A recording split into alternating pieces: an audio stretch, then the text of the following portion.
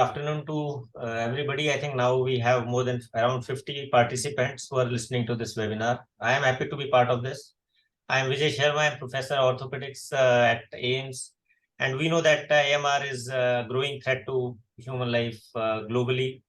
And the burden of antibiotic-resistant infections across different wound types has been increasing. This is like if there are orthopedic surgeons with us, almost daily we are facing problems, and it has increased the hospital cost, it has increased the debility, it has increased patient problems so much. So I think this webinar is going to address so many things. We are going to have speakers around this. So I invite my friend, Dr. Vikas Gautam, who is a senior professor at Department of Medical Microbiology, PGIMR, PGI Chandigarh, and he will be talking about the thing which really we want to listen to is handling AMR with a topical wound care product. So I hand it over to Dr. Vikas Gautam for his talk. Yeah. The clinician colleagues are sharing their experience as we are being and conducting these kind of CMEs and all. So once again, final thanks to Kaho for giving me this opportunity to share my experience with their organization as of today. So I shall be talking about handling AMR with a topical wound care product. Well, one thing we need to understand that this is what we discuss during the clinical rounds also. The question that is being asked by the clinician colleagues that what should we do once we have a localized wound infection? We are giving the systemic antibiotics, and along with we give the available wound care products. So if we look at, this is a known fact that, and we have did one trial in 32 canines at Garvasu, Ludhiana, where again we have proved the same thing, that once there is a localized wound infection, one should never give the systemic antibiotics. And rather, it's a collateral damage that is being caused by the systemic antibiotics in two ways. Number one, as we know, the injudicious use of antibiotics that lead on to the antimicrobial resistance. And the number two, the main thing, your systemic antibiotic delays the wound healing. So now, if you look at us and fitting in the shoes of a clinician, you are trapped now. On one end, you have a wound infection where we are asking that fellow not to use the antibiotic, but then what do we have in hand with our available wound care products? Now, they have the limitation, the main challenges that stands as of today with those wound care agents, in particular, that one is the resistant bug is standing over there, for which the available wound care products have at times limitations. Like if you look at the WHO priority pathogen list, you have the organisms like MRSA or the MDR Pseudomonas or the crab, Carbapenems pneumoniae and all, which are now causing the wound infections as well. As we know, Pseudomonas is the leading in the burns as well as the staph in the burns. And the second main problem comes of the biofilm. Then in the chronic wounds, especially then after the colonization with the bacterium, these kind of bacteria, as we know, it's an ongoing fight between the humans and the bacteria. And they are, as of today, they are smarter than us. And what they do, they coalesce together, as we say, Sanghe Shakti Kal Yuge. So they all coalesce together and don't let the antibiotics enter onto the site. So these are the challenges, day-to-day challenges which are being faced by the clinicians. So working in AMR over the last 2 decades now, and facing the challenges of the clinicians during the bedside rounds, we came up with this innovation. Like these are the clinical microbiology rounds that we used to do, and besides the telephonic consultations, and keep doing after this innovation was done, apprising our clinician colleagues, helping them out. And then, as you can see, the other clinician colleagues are also joining and sharing their experience with this topical antimicrobial agent. And about the recent experience, I tell you, he is Dr. Stephen standing here, interacted with him first time in September 2020. And now this was the first chance to meet him in physical over there in ECMED conference, the biggest European conference in Copenhagen in April. And based on this innovation, we presented 2 papers, which I shall be discussing with you on anti-biofilm activity and on converting a sensitive bug, a resistant bug to a sensitive one. Well, हम कहते हैं कि शेर को खून मुंह लगाने वाली बात है. So that is what my aim is as of today, that you, after looking at the results, you get a habit of this innovation for which I was working since my senior residency after my MD in 2001. And you can see after a long journey of almost 15 years, 2016, we filed a patent for this. And in 2020, it was granted. Well, I apprise you that this wound care product is purely a natural product formulation of multiple herbs. Initially, I failed in my experiments because I was trying to club allopathic with the these alternative medicine. And with that kind of armamentarium, with that kind of in vitro methodology, these herbs used to float above. So finally, again picked it up, and now with the support of these institutes, besides PGI, AIMS, Government Medical College 32, Civil Hospital Panchkula, where another trial is ongoing, Gadwasi Ludhiana, as I shared with you, a recent trial that we finished on 32 dogs. Yeah, to complete that, about the use of the systemic antibiotics in the localized wound infection. I will share you with this experience in the subsequent slides, what an interesting finding we got over there. Then with the Nano Institute Mohali, where we have already prepared the another formulation and studied its anti-inflammatory activity of this product. And with the Punjab University, the chromatogram and all has been taken care by the collaborator. Dr. Steve is there from UK, and Dr. Supreme Malhotra, who is the chair of the ASCAR group of the ECMID, in developing the animal model to test this innovation in Balsi mice. So coming directly to the clinical cases, let me first share with you the diabetic foot ulcer. Now, if you look at this photograph, now here, this is on 9th June 2020. Now, this was the state of affairs. Now, if you look at it here, our surgeon colleagues have decided that we are going ahead with the above knee amputation, plus minus, whether this plus minus is for whether above knee or at the level of the knee. So they had already planned this. Luckily, now we say under patient that got in touch with the team, and this is the wound status, which completely healed with this natural product alone, with no systemic antibiotics being given. Then this was the another patient. Now here, with the available wound care, unfortunately, as we know, powdered iodine is not a wound care product in true terms. It is an antiseptic, which should be used for the surgical scrubbing. Now here, this gentleman who is a lawyer, and he was given systemic antibiotics, augmentin, cyanuric acid for 5 days, and then powdered iodine was applied, but his wound increased by this time after 2 weeks, if you see in the figures. So this was the state, and he's a 70-year-old male, 20-year known diabetic, for which a kidney transplant has also been done. Then finally, this product alone was applied, and you can see the complete healing was done.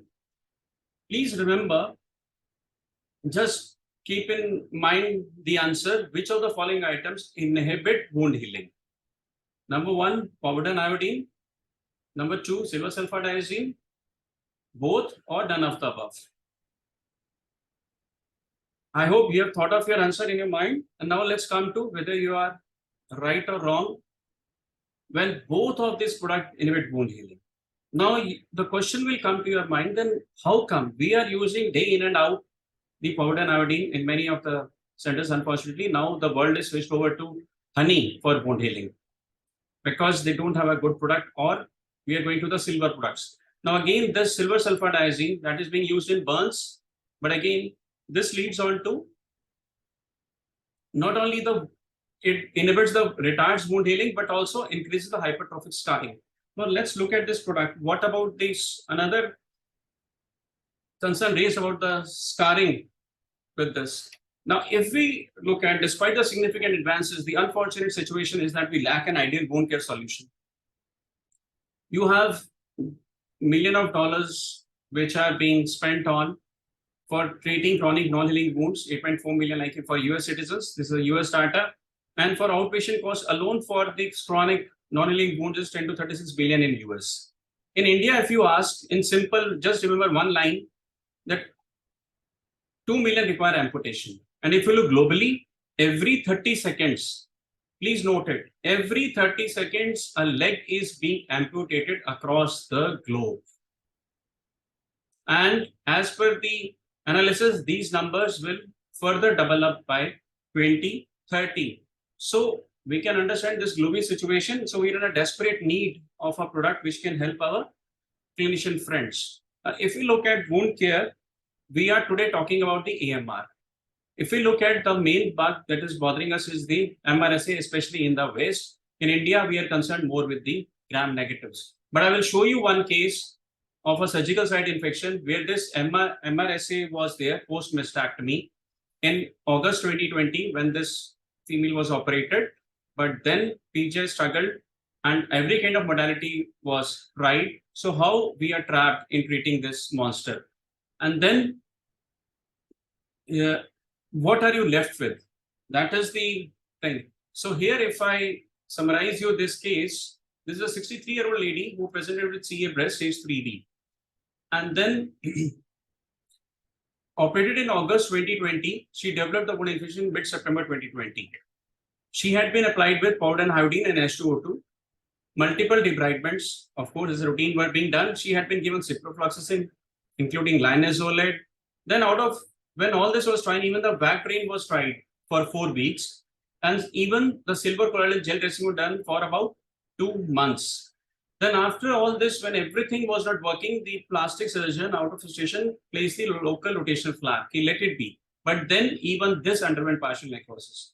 Now the audiences can tell me that if there any option left. So finally, this was the status of day 1 post-surgery 4 months when she was enrolled on December 26 of 2020. And this is on day 10 itself. Just see, this was on day 1. Within 10 days, your skin has started approximating, your post-discharge goes down.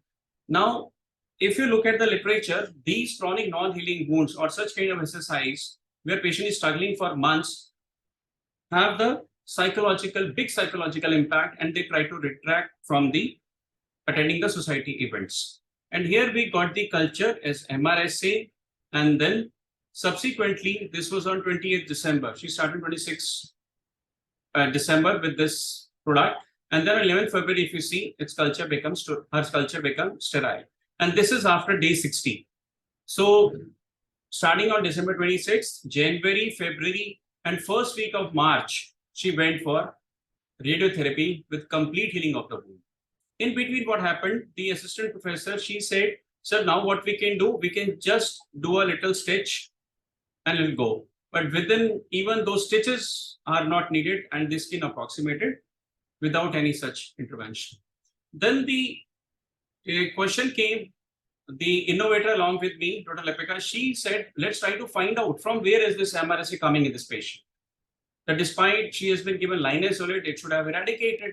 Now why again and again this MRSA is growing? Then what we did to find out the source, took 6 samples from both the nostrils, from both the creases and from the axilla. And 4 of these cultures, these sites, they grew MRSA. So we could find out the source, but without any systemic antibiotics and nothing, this patient, this product treated and eradicate this MRSA. And the interesting part, this is a surprise given to me by my collaborators from Gadwasu, Ludhiana. Dr. Malik is the main person. All of a sudden he said, what we have done, we have converted this MRSA to MSSA by this product Settle. So that was interesting. I said, but you need to repeat the experiment. And he was prompt to reply that I'm not coming to you without repeating the experiment in triplicate. So then this poster was presented, and there, now if you expose your MRSA to the full concentration of this product, MRSA is going to die. So here at the sub-inhibitory concentration itself, that is remarkable that this MRSA was converted to MSSA in subsequent cultures. Well, this is the one part. Then this is the title of the talk that recently presented, Saving Amputations in Diabetic Wounds with a Topical Wound Care Product. So coming to that case that I was showing to you, the diabetic foot. Now here if you look at, now in that case, as I showed you in the beginning, that there was the amputation was planned in this patient. So on 5th June, this amputation, below knee amputation was done, and the culture intra-op tissue. Now see, if you look at these patients, you have podiatrists now. I was happy to see that there are a number of podiatrists in our country when I attended this conference, which I showed you in the last slide on January 21 in Sonipat, Haryana. So ideally, these podiatrists have to handle these DFUs, diabetic foot ulcers, because there are multiple things that you have to take care of. But unfortunately, in this given patient, despite all that thing, is below knee amputation was done. And the intra-op tissue that was sent, it grew equine and the anaerobe. So this was the first clinical evidence of the anti-anaerobic activity of SAPIL. So once they have planned it, now this came as a, shall I use the term astonish? No. Astonish is when you are suspecting something to happen. No. It came as a surprise, that is a milder term. It came as a shock to my surgeon and to myself, because these were the initial patients that were being handled with the SAPIL. And within 1 week, I think I have the another, have a closer look. This was a 9th June, full of slough, and this is 16th June. Within 7 days, you have a red granulation tissue that was filling up and no antibiotics. That was within 1 week, no antibiotics given to this patient. And then as it was being applied on, then it was said, okay, I go back to the slide.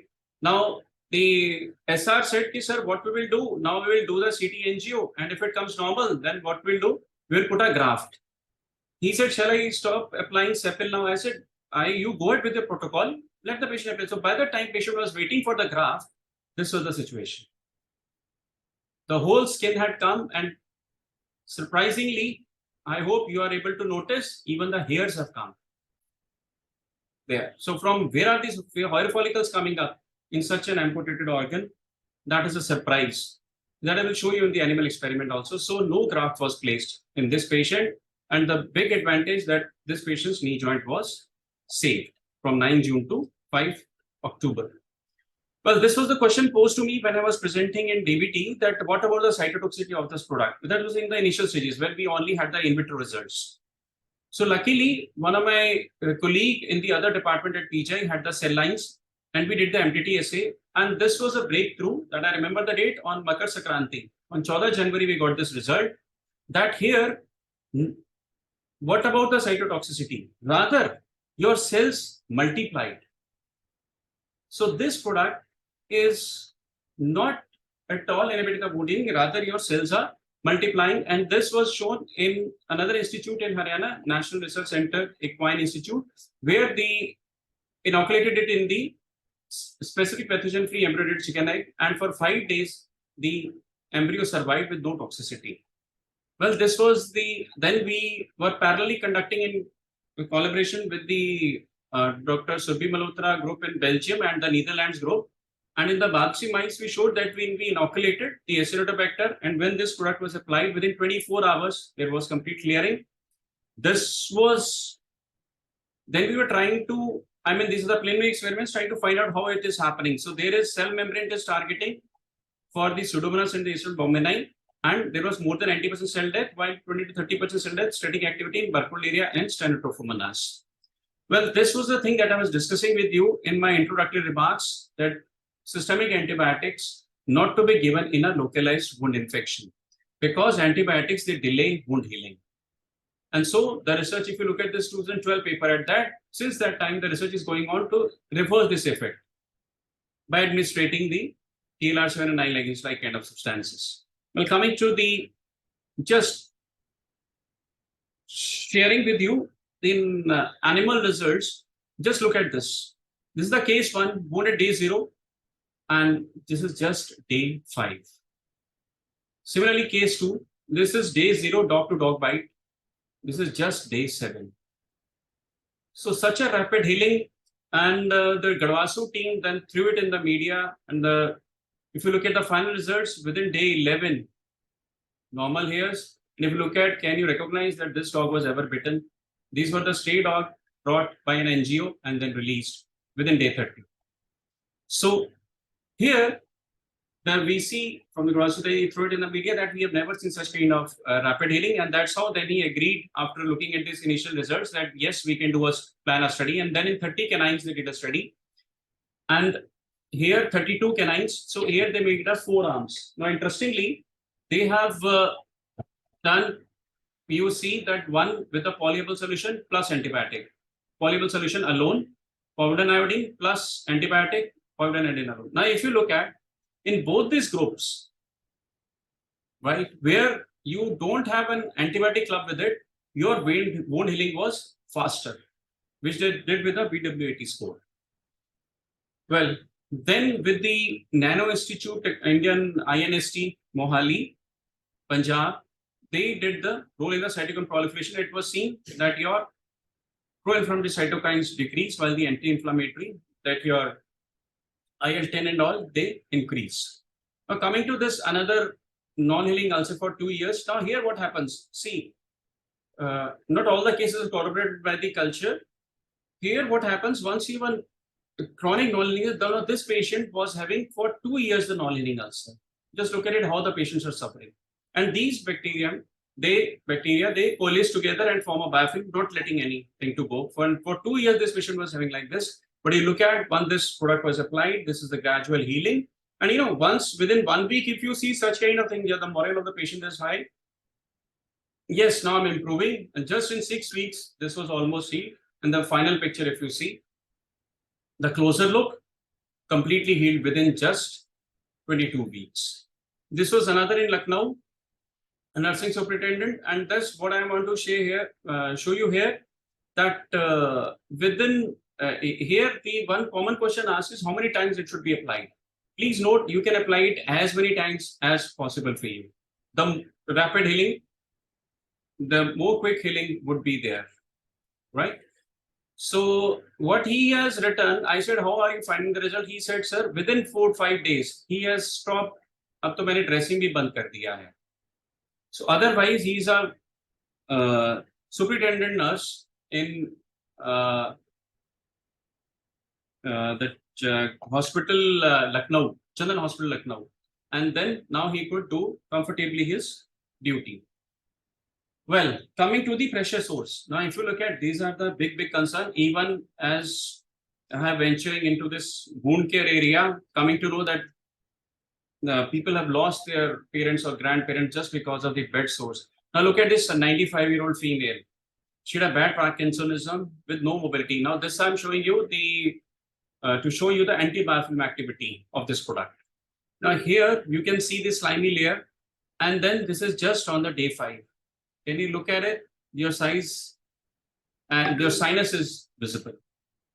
And then they said to the head of the department here at Vijay, Doctor साहब आपने बड़ा छोटा सा हमें sample दिया था, just 50 ml. We used to put drop by drop. Though yes, you have to put it liberally. Please don't take that message that you have to put by drop. But yes, they did, and even this sinus was closed by this product alone.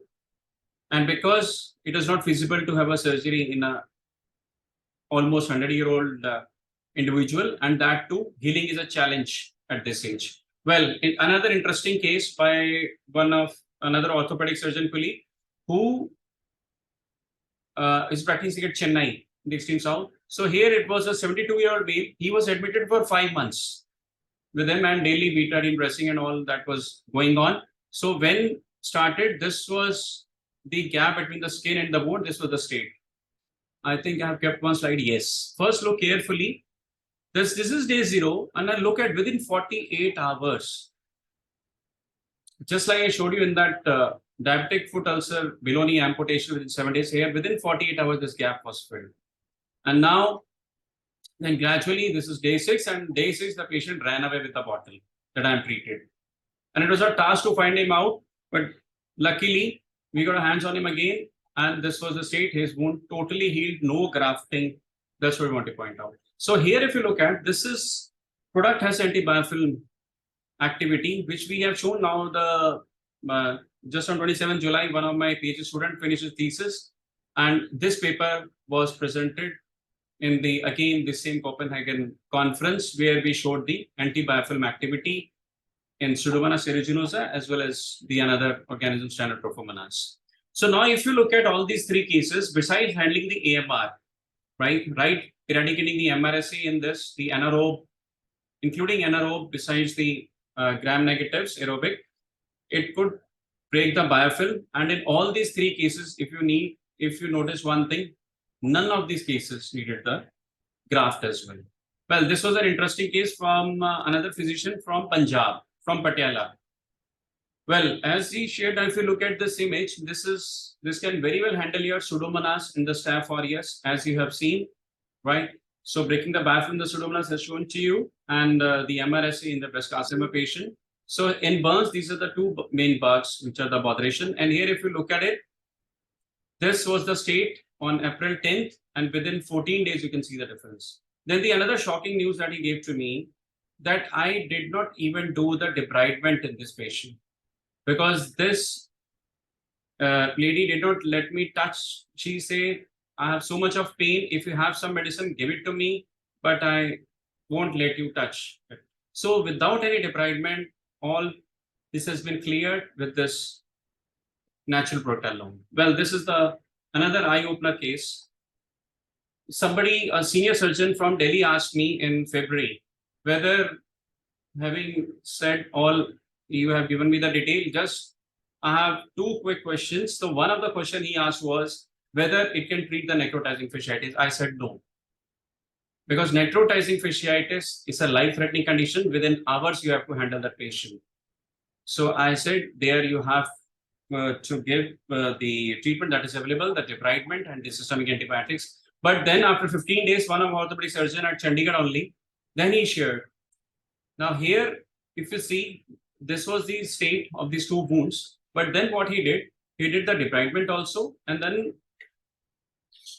within how much time do you think? Just think yourself that how much time will it take for this normal skin to appear, as if this skin was never in this state. Here, if you look at, the debridement was done, this is the wound, and here without no grafting again, and this has come. So how much period do you think? Just think in your mind, and I'm coming in the next slide. This happened from this to this within 10 days only. So this is what he shared with the WhatsApp today's status, 10 days after starting supple. So here, if you look at your two bugs, your basically Streptococcus pyogenes or the Staph aureus, mostly the Streptococcus pyogenes that is causing this, and we call it as flesh-eating bacteria. So this was within 10 days that you can see these results. Now here, parallel as the part of the PhD thesis, this work was going on, which has been completed. And here, if you look at, we started applying the different concentration of the samples. Not the 100%, but even if this is just 50 microgram per ml, right? So here, if we look at the things, that this complete healing is there. And when we did the histopathology, because of course that will give the definitive answer, this is with the sepal, and on the right side with the collagen was taken as the comparator. Now here, if you see, this epidermis not intact, this all disarranged collagen, right? And here you see the HOD pathology. When I was learning from him, please let me know how the results are. He said, look at the epidermis, total intact. He said, the another thing is the collagen is very well organized. So that is why no scar formation in any of the case you have seen. And here, the another thing he said, the surprising part is you are getting the hair follicles. And this is what has been seen clinically also. Well, this is the patient's feedback for this patient, thanking that, yes, for 2 years we were struggling with no treatment, and we got this. And this is from the physician who shared that patient is my staff's mother and had this non-healing ulcer on thigh for 1.5 months. And this ulcer, she had been applying betadine and wound was not healing. I gave her sepal for topical application and was glad to see the excellent results. So the take-home message that we have with this, for the scientific name, we have labeled it as VG1111. The key message that these cases have given to us, that antibiotics delay wound healing. One thing my clinician colleagues have to remember. So treat local infection with local antibiotics. I mean, your local wound care product only. So this is a highly potent novel patented formulation. In fact, in wound healing, plus clearance of wound infection. So you can use it any kind of wound. The thing is, whether it is acute, whether it is chronic. So there is no concern of cytotoxicity. We have seen with the in vitro and the in vivo and the clinical use. Yes, one of the herb that has been added in this, the patient's feedback is that it is very soothing, because one of the herb has got an analgesic effect. As you have seen, highly effective against the WHO critical priority pathogen in pathogen list, incredible antibiofilm activity. Yes, very important. You can use it in any age group. There is no bar. Unlike powdered and iodine, as we know, you should not use it in infant. That's why blood culture, when we are taking from the neonates or from the infants, we just apply spirit and take it, because there's the risk of the skin irritation. And of course, on larger area, if you apply powdered and iodine, it can cause hypothyroidism as well. So it is safe for the environment. It is only in the sesame oil that all these herbs have been added. And we have reported the in vitro and the in vivo. And yes, it bagged the first prize in innovation in 2020 with the under the brick technology exposition at another institute, IMTech, Chandigarh. So this is available as now many states. It's now available commercially. We just launched it a couple of months back, and getting the feedback from clinician friends across country by now. Well, thank you all for your kind attention. Dr. Vikas, thank you and congratulations for this amazing talk, amazing results, and super amazing innovation. So, well, I have a few points to make. I'm obviously party to it because we had some trial going on in AIDS, and I think we contributed. I'm not very sure, because I think we 27, 29 patients at that time. And the best part was all the results. Obviously, Dr. Vikas has already mentioned. The best part was what he mentioned at the end, the soothing part. I think most of the antibiotic local solutions patients are, and if you use them in pediatric age group patients and old age group, they are not happy. But fortunately, this has been the biggest advantage, I would say. Apart from healing, it is so soothing that patients, they are happy to apply it. So I have just one or two quick points also to make, like biofilm. You said because as orthopedic surgeon, we are much more worried about biofilm, which implants we have after 2-3 weeks. The patient has some sort of infection, we are worried about biofilm over the implant also. So is there any, obviously you have been talking to us regarding doing something on that, but is there any, you have your experience of having this drug tested on biofilm on implants? Well, when we have a request from colleagues like you, then we can test it. Not yet at present. Well, that is going to be revolutionary, because that is a big problem we face almost in daily lives. And then other thing is the composition. I think because it was a blind trial, so you used to give us just vials. So now I think I think it's commercial now. So all the composition is mentioned on the bottle. Yes. Oh, that is all mentioned. And one more point, like for an orthopedic surgeon, like you said, localized infection. Now you want surgeons not to give systemic antibiotics. So how many of orthopedic surgeons, they are totally convinced and they have totally stopped using injectable antibiotic to begin with. I still feel like I'm so happy to see the results and these updated results. But still, teaching in orthopedics has been debridement, and obviously most of our further follow-up is based on debridement also. So obviously medicines, they help, but debridement is the key, I think.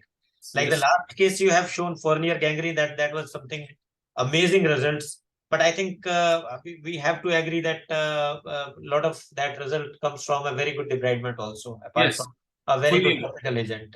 Yeah, I tell you, Dr. Vijay very rightly pointed out. Rather, thank you for reminding me what the orthopedic surgeon shared, that he had to use 1 liter of saline to do the debridement, clear the slough. But then another thing that he added, and he gave a suggestion that please make a washing solution of the sepal.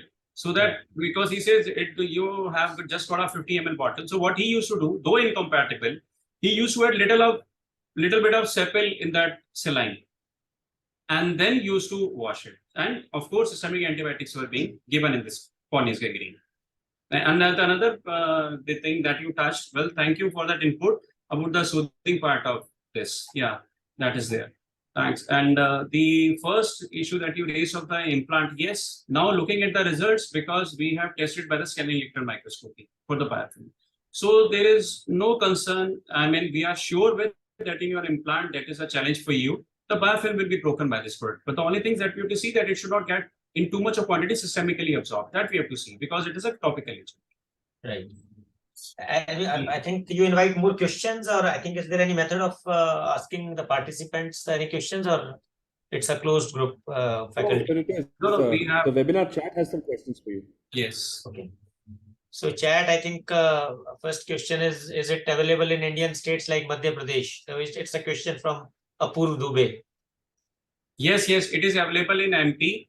It is available in Bhopal with one of the dermatologists he is using, and our trial is going to start in AIMS Bhopal also. Already it is submitted to ethics committee. Right. So I think that answers Purva's question. Another question is good research. Excellent, dear Dr. Vikas. Today I got the opportunity to listen to your talk, although we met and discussed this. So it was just a congratulatory message. So that I have already conveyed a lot of congratulations. And there's no other question. I think one question was, is it Ayurvedic? I think if he has gone through the talk, I think he has the answer to that. Yes, it is Ayurvedic. Yeah, I think. Yeah, but the other question for CRE isolates, the question has been raised. Yeah, for CRE isolates query, I think. Yes, very much. Not an issue. You can very well use it for carbapenem resistant enterobacteriaceae, rather carbapenem resistant Acinetobacter baumannii also. For crab also you can use. Right. Thank you, Dr. Vikas. Yeah, thank you. I think I hand it over to Steve then for the next session, to chair the next session. I'm Steve Montgomery Laird. I'm one of the consultant physicians in medical microbiology at Coventry Hospital, covering a population of about 1.8 million in a network which is located in the centre of the United Kingdom. I'm currently in a lovely little castle town where I live in Kenilworth. If anyone knows William Shakespeare, he's from just down the road in Stratford. So that's kind of where I am at the moment. And I've Vikas has kind of explained how we met and how we've developed our relationship and how I got to know the team. And it was a pleasure meeting him and his lovely wife in Copenhagen. If nobody's been to Copenhagen, please go there. It's fantastic and the food is great. But let me get on to our second speaker, who is also extremely well known throughout the community. He's very, very well known on social media as well. Ashvind, I've found you on almost every platform I can possibly imagine, from Twitter to ResearchGate to Instagram to Facebook, and I pressed connect to all of them because they're all fantastic.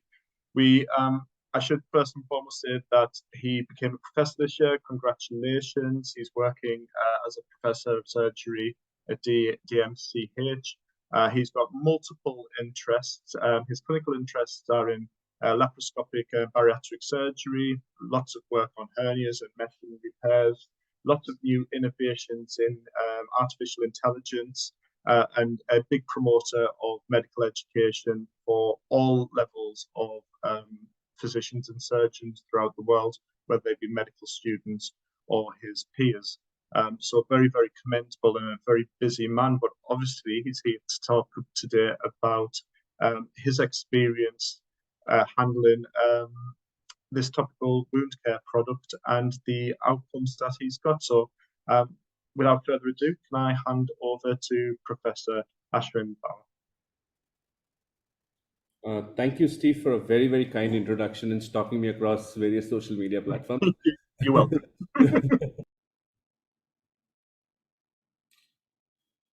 So good evening to all. I'll be speaking on gauging results of a novel topical agent using wound imaging. Wound imaging doesn't only mean taking photographs of wounds, but can we do more with wound imaging and perhaps gauging Dr. Vikas's product using my wound cameras?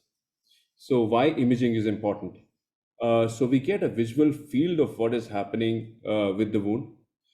We can share these images with family and, involve families in seeing results. We've been very poor at publishing our results. So perhaps documenting wound progress would help us in publishing and getting better at research. So the only disclosure that I am making is I am a general surgeon and perhaps the junior most guy as faculty. So I've risen among the ranks, and as a general surgeon and being the junior most, I was handled wounds from across in the hospital. So they were bed sores, bad diabetic feet that I had to do daily dressing for, and this is how my passion for wound care came up. By the way, this is an used. Image created using artificial intelligence. This is an piece of art made using DAL-E. So wound care is one of the most visual and passion-filled specialty of healthcare. And they say a picture is worth 1,000 words. But why do we need wound imaging and perhaps early predictions of infections from wounds? Perhaps we can have early interventions, and they might, as Dr. Vikas told, help in preventing amputations.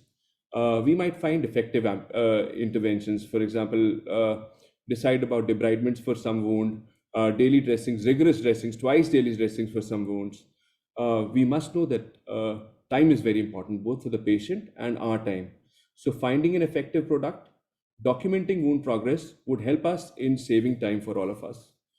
There are a huge amount of resources wasted for wound care.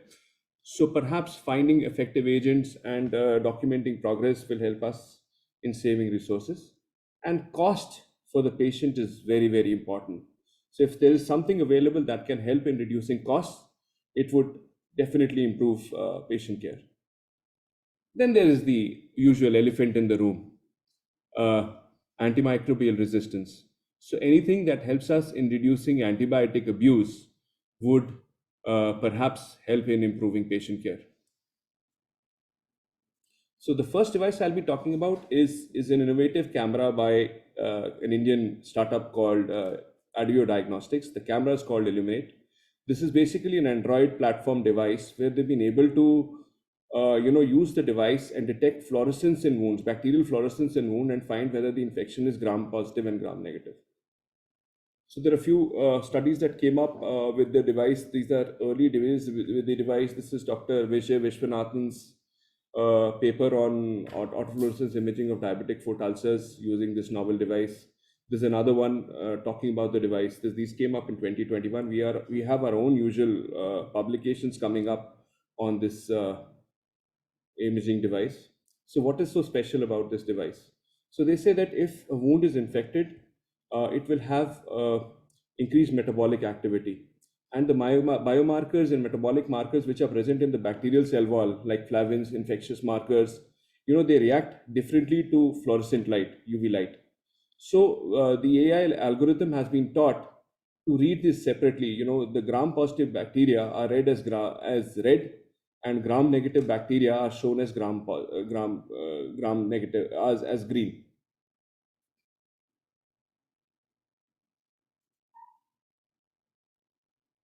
So this helps us in tracking treatment efficacy. We can easily track any of these new novel agents that we use for tracking infection, and this helps us in rapid and label-free infection detection. The AI-based bacterial gram-positive and gram-negative classification can be made, and we can perhaps predict infections before the culture report is present. So this is another device that I have. This is an iPad, and the device is called eCare. This has got a 3D sensor at its back where we can document wound size. The length, breadth, and depth of the wound can be properly documented. And if you try to match this with the foot ruler, you will find accurate measurements of these wounds. So they say seeing is believing. Before coming to Dr. Vikas's product, just wanted to show this device as well. So this was an open gaped abdominal wound with a surface area of about 115.7 centimeters square. This is from 11th of October 2022. So we applied VAC to this wound. So this is the picture from 18th October, practically 7 days after this VAC application. The area has almost reduced by half. The AI has given us accurate measurements of length, breadth, and depth of the wound. So we could track serially this wound. This is from 26th of October. This is from 15th of November. And finally, one of the last patient visits was on 8th of December. So this is how the wound came out. You can see the stoma site also. So these are case scenarios coming out of Sepal, and we used wound cameras to document these wounds. So first case scenario is how can we prevent amputations? So this is a dirty diabetic foot wound, toe with osteomyelitis, almost ready for amputation. So we debrided the wound firstly, stabilized the joint, and then applied vac and did dressings with Sepal. So this is the final picture. So if you could see, we could serially track infections in the wound. We had little gram-negative coming up. So with eventual use of Sepal, you could see that infection go down. And finally, we had this wound close. So we could use the images for post-debridement monitoring and see progress of wound as well. So this is one of the bad paronychias, and we had to do debridement. So you could see excess of gram-negative fluorescence coming out of the wound. Eventually, the fluorescence went off. We kept pressing these wounds with Sepal, and eventually you could see almost the wound get smaller. So we can target antibiotic use. So this is again post-amputation. Amputation, this patient had a bad diabetic foot ulcer. So we had images, did tissue culture of this wound, had gram-negative infection, gave a little bit of antibiotics, kept dressing the wound with Sepal. Once daily dressing, finally the wound came back together. So we can decide about choice of interventions in sick patients. So this was a very sick patient. Patient had CLD, had bad ascites, hypoproteinemia, with a bad wound. She kept getting septic again and again. So we debrided this wound eventually, then started dressing it, applied the usual 1 or 2 sittings of vac as well. So you can see that minimal infection, minimal fluorescence coming out of the wound.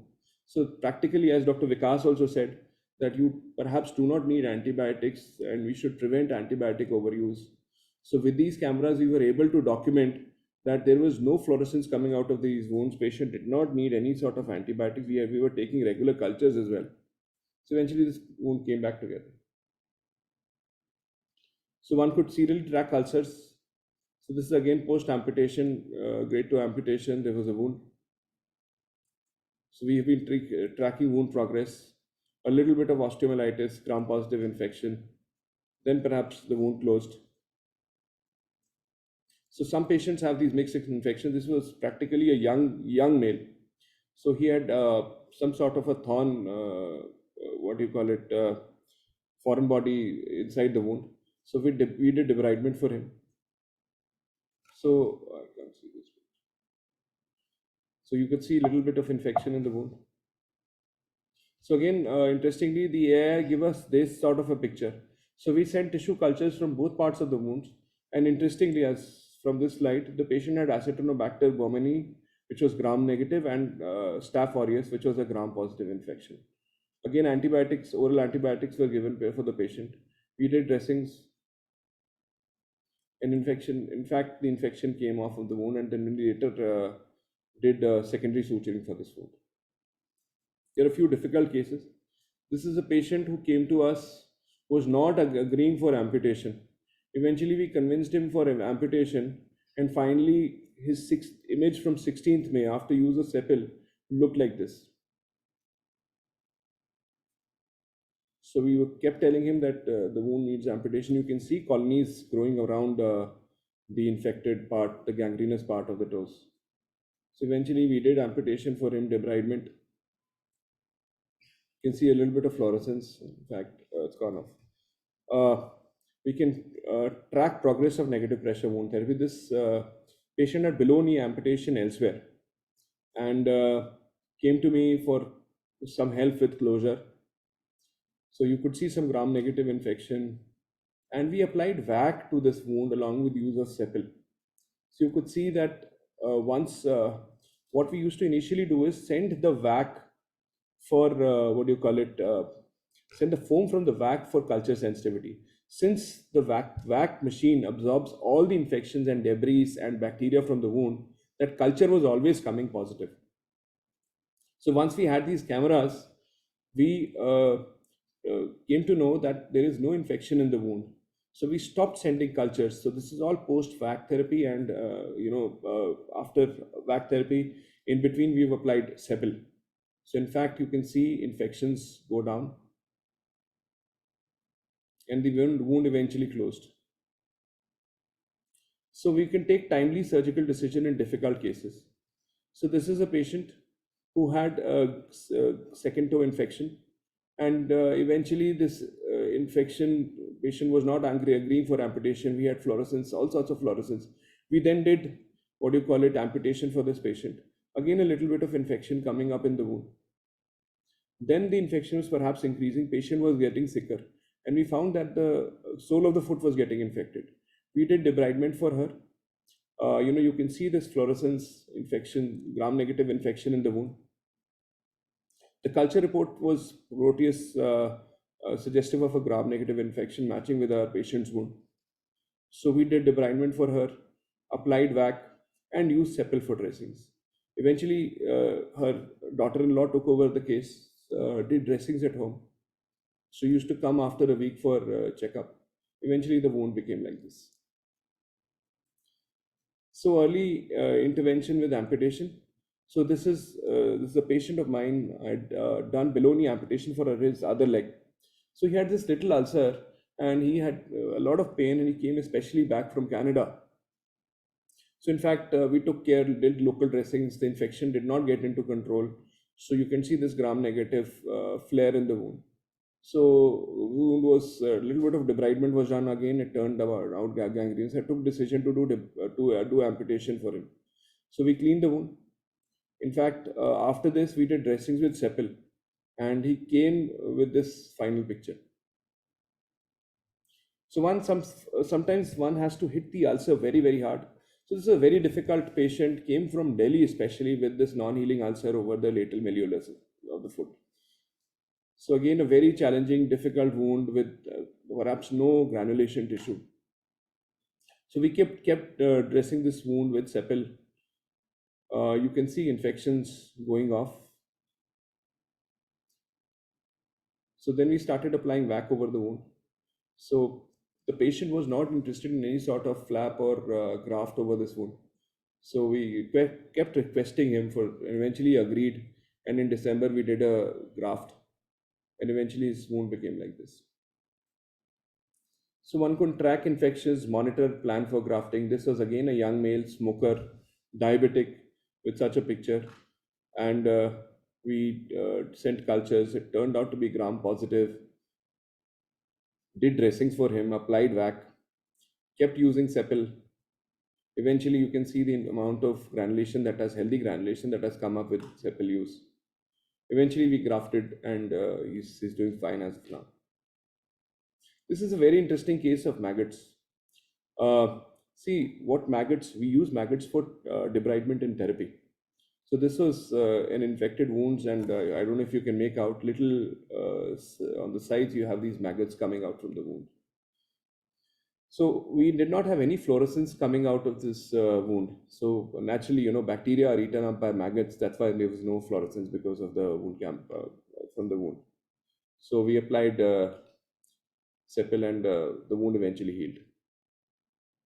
So one could track and document surgical site infections. You'd be very happy to know that we were among the top 10 abstracts in European Hernia Society meeting at Barcelona this year. So I presented my data on if AI could help in prediction of surgical site infections. So we've been documenting surgical site infections. This is post below knee amputation. The patient had a gaping wound. We use Sepal for closure. There is no infection in this wound. So as I've told you, we could track mixed infections. So this is Citrobacter and Enterococcus in the same wound. So we could see both of these colonies, gram positive as in the wound as red and gram negative as green. So eventually we did dressings for him, and the wound eventually healed. So this is another patient. So this is his elbow. So he had an ulcer, non-healing ulcer over the elbow. Eventually, we did dressings with Cepal. You could see gram-negative infections, and the fluorescence decreased in the wound, and eventually it healed. So as I showed you the other camera, we've been documenting wound sizes as well. So this is the final picture. Another wound on the in the axilla. This was again a sebaceous cyst that had got infected. We could track wound progress, and eventually it healed with Cepal. This is another wound. This is a non-healing venous ulcer. As Dr. Vikas also showed, that it is showing very good results with Cepal. So we had closure in this difficult healing venous ulcer. So in fact, the patient came up today with this. So this is a very, very recent patient where the wound has eventually healed. Again, a very old patient of mine, diabetic foot, morbidly obese, comes to the clinic often, had this dirty wound, has cellulitis emanating from this wound. We've done MRI and everything. So every time he comes up, we give him antibiotics and do dressings for him. Then eventually I handed over him a bottle of Cepal. So eventually his wound has become like this.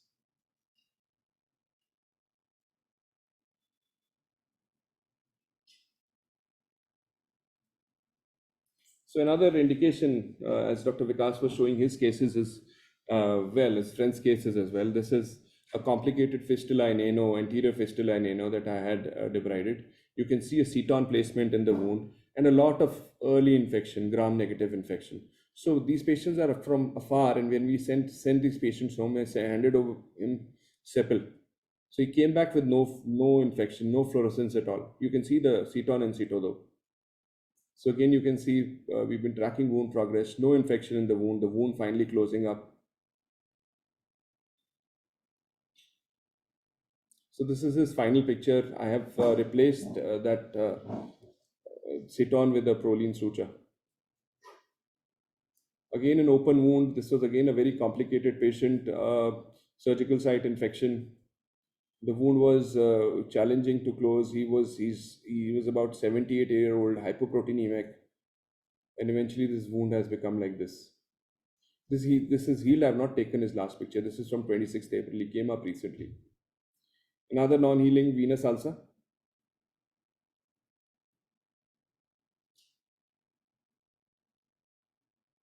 So they say that imaging is improving day by day. Every year an iPhone comes up with more cameras.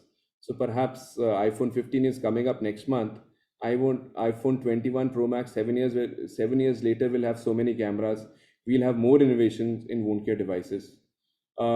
So my take-home message is importance of monitoring of wounds is very important with whatever agent you may use. We've been using digital photography in smartphones, but there is eventually progress in artificial intelligence. But one must standardize data sets, proper image labeling and accounting for patient variations needs to be done. Technological advancements must empower are happening, but physicians and clinicians need to get empowered, and clinics should have these ongoing technologies. As I told you, VG111 stands for Vikas Gautam, and this is a brilliant product and it is showing great innovation. In fact, I must have more than 20-30 more clinical pictures to show. It has shown promising results in complicated pilonidal sinus as well. Thank you, Dr. Vikas, for inviting me as well as making this innovating product.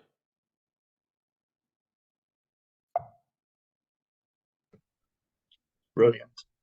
That was again inspiring. I don't know how many thoughts I'm having about what I can do in the United Kingdom with our patient population here. It's every time I come and join you boys with your talks, and you pick up more and more patients, I feel like we are miles behind with wound management, whether it be artificial intelligence or just applying what is now beyond clinical equipoise, I think. And that's the problem I have with labeling this as a research project in the United Kingdom, because I think there's no clinical equipoise. We know it works. Every time we come here, it works. And I'm going to take the first question, then I'll go to the chat. have you struggled? And this, I guess, is to all of you, but Ashvind, especially yourself, have you ever struggled with a patient where good debridement and the application of sepal hasn't worked? And if you have had one of those patients, why? See, one of the more important factors, in fact, in my entire series, I'm talking about perhaps 13 years of work with various wound agents and various products, and perhaps one of the largest series of negative pressure wound therapy in North India, is that patient compliance is one of the factors in what do you call it, in failure of a product. Patient compliance in terms of his clinic visits, patient's compliance in terms of understanding what sort of how wound care has to be handled. So in my mind, if I see a patient from afar, from not belonging to my 10-20 kilometers distance, I feel it would be a failure. For example, in my fistula patients, I operate a lot of fistulas, perhaps 3 to 4 fistulas every week. I'm very afraid to take a patient from far away because the wound would not be monitored. I feel that monitoring is one part which is responsible for failure of or non-response to therapy. I would not call it failure, but non-response to a therapy. Something or the other, a proper sterilization technique. In the Indian subset of population, if you let the patients be on their own, in fact, urban population as well, they would use cotton for wound dressing. So this is household cotton, not sterilized, and it leaves a lot of fibers on the wound itself. So a lot of sepal may be used on the wound, but there is a lot of fibers that are stuck on the wound. Secondly is peri-wound hygiene that is not taken care of. So patients, in some parts, wound care is such an ignored entity where patients, are not told to take a bath.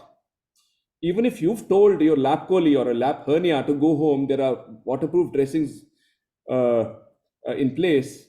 Her aunt or her grandmother or some old friend of her would come to that lady and say that no showering, no milk products. So there's a lot of rumor or fads associated with wound care. So a lot of focus has to be given on peri-wound hygiene. We might use the best of products. Sepal is a great product, but peri-wound hygiene, if we close our eyes as physicians, as nurses who are taking care and not looking at peri-wound area, failure of a product is certain. I mean, that's brilliant. That's a really good practical tip, isn't it? I think wound healing is a massive thing. It needs a person to be at top health with good nutrition if they possibly can, and for those areas to be looked after. And of course, there's going to be confounders which make sepal sometimes look like it's failing or not doing as well as it should do, when actually it's extrinsic things that are causing a problem. So yeah, no, that really interesting. We've got a few things on the chat, and I think we've got one question in the question answers. So one of the questions is a request to give the details of the Android app and the iPad app for wound imaging. Oh, you're on mute. I'm so sorry. We almost got through a whole seminar in 2023 without someone being on mute. Almost. Or mute or unmute. Sometimes it is unmuted. So the Android is, I'm just typing it down as well for everyone, hosts and panelists, for everyone. So I'll tap it down. For the Android, the company is Adivio Diagnostics and the device is Illuminate. That's really useful. And we've got for sepal related orders and queries. We've got a contact number, extremely useful. I'll probably be using that later on this weekend. Is there a study material to read on AI advances? That goes to you, Ashvind, as well. So you'll be very happy to know I'm working on a chapter for a book. I am due to submit it by October. This is on newer ideas in wound care. So perhaps I will be completing my literature research. I have a lot of articles on it already. So I'll be happy to share. My email is drbawa@gmail.com. I'll type it down for everyone. you can just shoot me a mail. I'll be happy to share the PDFs. If you don't remember that, he is on every social media platform known to man. I'll do that. And The only social media platform I'm not on is Tinder. there you go. There you go. There's a statement if we ever heard it. Whilst we're people are just saying thank you, that they're very, very happy. But the other thing that I just wanted to ask both of you, whilst we both got you here, there's a lot of talk from your excellent work, the trials that have been going on, the good clinical outputs, and the presentations in which have happened, posters which have happened, your PhD works which have happened. Where can we find for the scientific community who will want hard evidence? Where will we find those bits of literature or articles or publications which will show the efficacy of several in a peer-reviewed way? Yeah, this is to Dr. Bawa or to both you, Vikas, if you could find you and first.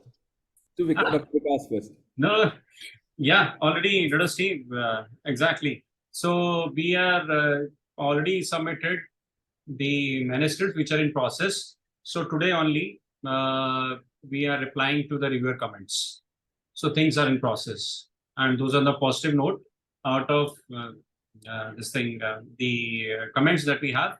So those were the addressable comments. So hopefully in the coming days we will have a publication to share with you. I think that's going to be the cherry on the cake, isn't it? That's going to give you. It's going to give so much power behind TEPL to have that scientific community acknowledge all of the hard work that you. Yes. I must praise Dr. Vikas with this, because see, he's left me open and made me do an independent research on his product. So this is the good thing, that I have enormous, maybe about 50-60 patients that I've already imaged using Zeppel. He's never asked for my data. Perhaps whenever he asks me, we'll come up with a publication with him. So that's the sincerity of the man and his product. Wonderful. Thank you so much. Yeah, no, I've got to echo that, Ashvind. As I said, can I set up my own trial up in the United Kingdom, and I'll get it going. I've just some funds, and I just need data off you to get through the ethics committee. And he said, yes, go ahead. But of course, he would be a main contributor to that. It's his baby, and he deserves all that credit. But of course, you guys in India, all the other sites that have been working with Vikas have worked very hard to get where you are and be able to present these really amazing findings as well. I feel like I'm chairing the whole thing now, so I don't know where we go from here, because we've now got a lot. We've now answered all of the questions, but I think we're probably coming to the end of closing up the session. So should I hand it back to yourself, because? Yeah, I have questions for Dr. Bawa. So Dr. Bawa, one thing was coming to my mind, that with the AI based, you are showing that yes, there is a gram-negative infection, gram-positive infection. I mean, this imaging that you are using, has there a study where you have correlated with the cultures? How much correlation is there? We're coming up with our own paper publication on this matter. Okay. The accuracy of the device is to the tune of 85%. In terms of giving us results. Sometimes it's just no fluorescence, and we send up cultures and the report turns out to be no growth at all. So there are certain things with regards to problems with culture. You need to hold the device at a particular angle, otherwise you will have failures. So we've been using it for more than now 1.5 years. And we've been able to master how to properly image. In fact, I've not touched the device for about, say, 6-7 months, because my guys are trained and, they take out the result and show it to me. And we've been correlating. In fact, my thesis this year, this girl came up, she's imaged about 70 wounds. So, and the correlation of culture is to the tune of 80% in our thesis group. So 80% in sense, the that correlation the matching is to the tune of 80%. matching is, and you can discriminate between the gram negative and gram positive and non-fermenters also, because that may also level whether the, because I tell you just an example, like we found a discorrelation in when we were doing the validation study for our automated susceptibility system. So we were trying, like in a critical patient, if you want the susceptibility quicker, directly from the automated blood culture bottle, what we used to do, that we develop our own indigenous method. Then later on, the kit is also available. Then from the blood culture bottle, before the growth comes on the next day, directly you put it for the susceptibility. So where you've got a pure growth of gram negative and the gram positive. So in the gram negative, it is almost 100% correlation. But in gram positive, you have around 78-88%. So gram positive is the problem. Actually, the gram positive is the problem. Positive, yes. Yes, where the missing link is the gram positive. So there you can see 45 out of 49 were true. The gram negatives were matching. 9 out of 17, the reports were matching. There were 8 or 9 who were missing links. So perhaps that answers the question. I'll make you have a look at a master chart as well. Yeah. So there we can look at what kind of gram positive we are missing. Yeah. So that we can do. Then another change what we did. Certain bottles not beeping, and then we directly did the multi-top. And then we have published now 28% of those non-cultivable. After identifying the direct by the multi, we gave them the culture conditions, microaerophilic, and we obtained the growth. So similar kind of thing we might. At the end of the day, I'm a surgeon, sir. I cannot. I know. So that's where it's a hand holding together. So one thing. So what I'm understanding that you will be again the first in publishing this work. Till date, there is no publication having a correlation study. Absolutely. Oh, great. Then another case, you will be surprised that we have now segregated our data for AIs into fistulas, a lot of fistulas, into pilonidal sinuses, into carbuncles, into post-amputation sites. You'd be happy to know that we've been able to image about 370 unique wounds. And since imaging has been done multiple level of times, there are more than 28 to 2900 sessions of images that we have. Oh, great, wonderful. And coming case by case, the one you showed in the sebaceous abscess. Yeah. So that got treated in how many days? That was a quick, actually. I missed that part. How much time did it? Sir, in fact, the entire day, since I was in a hurry to make these slides and we could not connect. Okay, no problems. The days were missing in all of these. So perhaps it was in 12 or 13 days we were able to. Okay. And then another case you said came today only, a non-healing ulcer. Yes. So this lady was handed over a bottle in somewhat February or April. So before that, since when was it a non-healing one? She told us that it was about 3 years of that non-healing ulcer. Wow. So she had this thing. So in fact, she came up with a little wound on the other side. But she showed us this wound. Then we took out her MRD number, got back to our device, saw the wounds. My assistant is here. He, put all these images together, and this lady just came in today. Genuinely. Okay. And the another thing you touched, that was interesting part, because with one of the surgeon, he was planning that what we can do, we can try your sapling pilonidal sinus and we can give it as a thesis. Because generally, you surgeons are treating pilonidal by secondary intention. You just open it up, left it, and let it heal. Is it so? So, sir, for pilonidal sinus, I do 2 to 3 things. One is for little pilonidal sinus, I do a flap. That's a limber flap, primary surgery where we excise the entire area, do a rotation flap and close it. I get a lot of complicated pilonidal sinuses where there is an abscess or the patient has undergone a failed flap surgery elsewhere. So where we, leave the wound open. So in fact, another paper is almost ready for publication. This is on complicated pilonidal sinuses. Half of the group, we left the wound open and did dressings for these patients. The second half, we applied negative pressure wound therapy. So this is on how negative pressure wound therapy accelerates these wounds. So to answer you, So sometimes it is secondary intentions and sometimes it is accelerated secondary intention using VAC. And then we can always secondarily close depending upon the anatomy of the wound. Okay, so I mean, there I could not. How much difference did you find after you used the Sepil in that? I mean, I think you don't have a comparator right now. That is one No, case. not at all, sir. Yeah. The another thing, I think Dr. Vijay had to move for a meeting. So Dr. Stephen, that's why we requested you. So if he is around, then I can address to one another thing that he was pointing out, that you are telling our orthopedic surgeons as not to use systemic antibiotics. But actually their guidelines, because one day one of a surgeon asked him what to do. He had some query relating to the treating these SSIs in orthopedics, especially trauma. So then I was going through their guidelines, then I came to know, and then I submitted in on the manuscript also the limitation.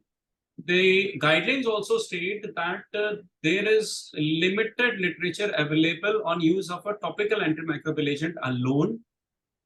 So that is one part where we can do a study. So orthopedic surgeons, yes, with local antimicrobial agent alone, which can actually take care of the bugs, gram-positive, gram-negative, then the surgeons can take off the antibiotics because they don't have that much confidence on any available topical antimicrobial agent. So even the guidelines have mentioned that gap, so which can be touched upon. I'll tell you, this is anecdotal, but this is true about our patients. So you might give a topical agent. Patient would come to your clinic every week or something, but they would ask you that why aren't you giving me a tablet that closes my wound fast? Yes. So some of it is medical legal, and once your culture report gives you a gram negative or gram positive, and you're sure that there is infection on the tissue, you need to cover these patients up. So medical legal. Are you finding, Ashvind, that you're able to give them less though? So even if you give them something, we have the same problem in the UK. People will want an injection, and then it's the hierarchy of an injection's better, a tablet's good, topical. Whoa, that's all kind of black magic. That's never going to help. So it's get reevaluated. But sometimes we do have to give a little bit of IV to start off with. But has your study shown, and listening to it, it sounded like it did, that you could give a lot less systemic antibiotic and get straight onto the Sepil much earlier with the same outcomes? See, the camera has helped us a bit to know about how the wound is behaving. The catch is the camera, and we've been able to stop unnecessary cultures on wounds. Rely on the clinical status of the patient as well.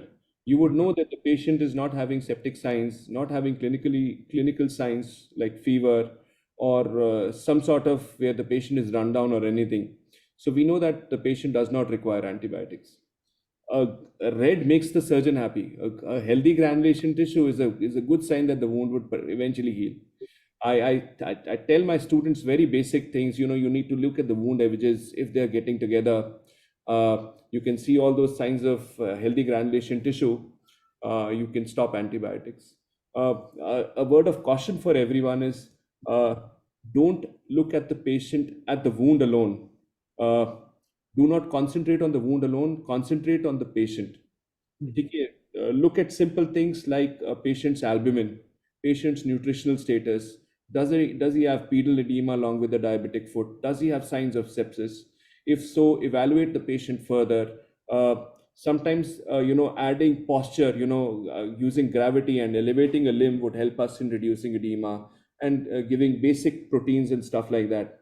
So rely on the wholesome picture. The patient should heal as a whole, not the wound alone. And that's a really good one of the end. One of the end messages is look at your patient as a whole and don't just think about one particular area. I think that's exactly how we should be doing medicine and surgery. And Dr. Steve, I have a question for you. Oh, right, okay. Allow me to ask you a chairperson. Okay, go on. So what are the present modalities? Yes, I've listened to your talks, but the newer audiences over here. So how are you handling these wound patients in UK generally? Which are the topical agents that you're using? Yeah, so it's a little bit different from how you guys do it, but not far from it. So we have specific clinics in which we have multidisciplinary teams. So we'll have an endocrinologist. So diabetic foot clinic is the classic. Diabetic foot clinic, you'll have an endocrinologist or a diabetologist consultant. You'll have a vascular surgeon. You'll have an orthopedic surgeon, and you will sometimes have a plastic surgeon, and you should have a microbiologist or an infectious disease physician or a combine like me. So, and we'll sit in to a clinic ideally, or give information on clinic, and the podiatrist will lead usually, and then highlight which ones are tricky patients with poor healing. And then it goes back to the standards, that we talked about in the NICE guidelines a couple of months ago, which are not great. And poor healing ulcerations usually end up in a debridement of some variety, which it can be in clinic or it can be in theatre. And then it usually will deteriorate or get better, and it goes only one of those two ways. The static ones, are never really going to heal it, and it's because there are like Ashvind said, there are multiple things that are stopping that wound from healing. Infection is usually one of them, or colonization anyway, and offloading pressures on feet especially, but definitely on sacral for people with paraplegia is also massively important. So yeah, it's complex MDT thoughts, and when we bring something like Sepal in, it's going to have the buy-in of the UK clinics, of all of those different people, to say, actually, it's time that we're losing this battle a little bit. We need to think of a better way to give people function and give it quicker, and stop using antibiotics and having the side effects from them. Yeah, thanks. One question was coming, like Dr. Ashwin was also talking about, that you have the red and the green that is coming up on his sensor based, for the infection. Now the question is, as you have also pointed out, the colonization. Well, we have the literature available. There are good bacteria which are actually helping in the wound healing. That's why you don't want the wound sterile, right? So they should not go, the literature says, right? So now, I'm not looking into depth of it, but as per your good experience, because in this patient also, breast carcinoma patient also, it was not that it was always sterile, the Staph aureus. It was still coming, but the wound was healing. So is there any way to make out the difference between the colonizer or the actually bug, or like a good bacterium or a bad bacterium?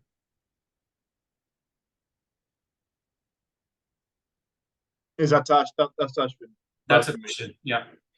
So how can we make a difference out of it? Because that's like, you always don't want the throat swabs to be sterile. You will have the colonizer in the throat swab, right? And we don't treat Pseudomonas in the throat swab, because there it is doing the good job.